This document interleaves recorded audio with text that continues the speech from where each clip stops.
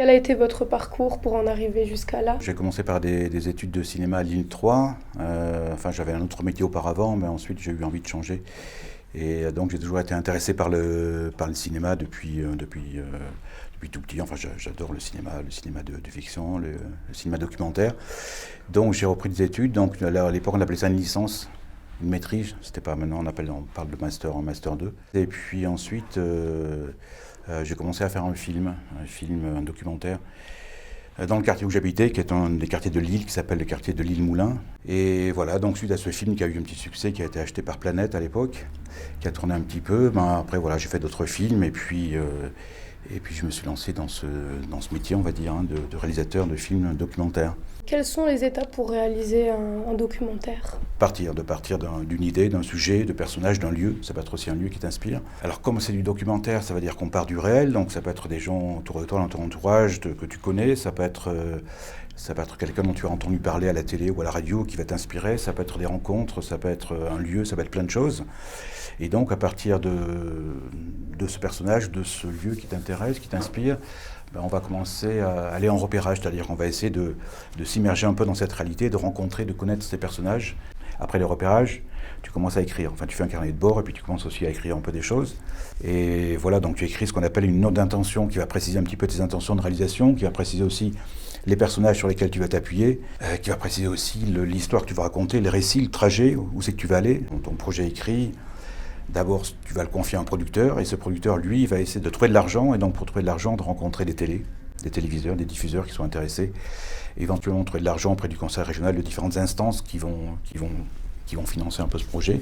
Et si donc ce projet, il intéresse des gens, il intéresse une télé, il intéresse des diffuseurs, et tu vas pouvoir ensuite commencer à constituer une équipe technique. Donc en documentaire, c'est vrai que l'équipe technique, elle est assez réduite. Il y a le réalisateur, il y a un caméraman, quelquefois c'est le même, quelquefois non. Il y a un preneur de son, donc 2-3 personnes. Il ne faut pas se planter parce que chaque jour, ça coûte de l'argent. Donc ça veut dire qu'il faut prendre des contacts avec les gens donc, qui seront les personnages du film. On essaie d'avoir toutes les autorisations pour pouvoir filmer en tel ou tel lieu. Et donc ensuite, il y a la phase du tournage, et puis après la phase du tournage, la phase du montage. Et après la phase du montage, le film est quasiment terminé. Enfin, donc après, effectivement, on ajoute aussi les musiques additionnelles éventuellement, on étalonne un peu les couleurs, etc., on mixe. Et puis après, il y a la phase où le film est terminé, donc on essaie aussi de l'accompagner, la phase de diffusion, on essaie d'accompagner ce film dans les salles de cinéma, dans les médiathèques, dans différents lieux, quoi. Combien de temps ça vous prend de réaliser un film? Ça va être très variable. L'écriture d'un scénario, ça peut prendre de quelques semaines à plusieurs mois.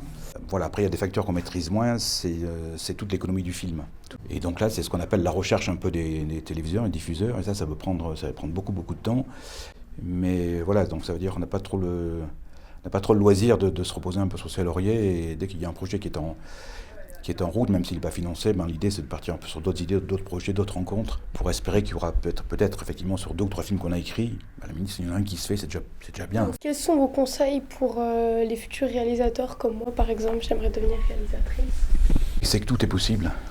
Il faut s'empêcher de rien dans la vie, il faut essayer d'ouvrir des portes, il faut surtout partir de ses envies. Commencer à faire un petit film de 5-10 minutes, et puis voir si c'est vraiment ça qui nous plaît, de rencontrer des réalisateurs, d'aller voir des films au cinéma, de se nourrir de plein de choses, de tous les gens qu'on peut rencontrer, et puis essayer de voir qu'est-ce qui fait que ça bouillonne un peu entre nous, et d'essayer de retraduire ça peut être par le cinéma, ça peut être par d'autres moyens, mais le cinéma c'est un bon moyen aussi.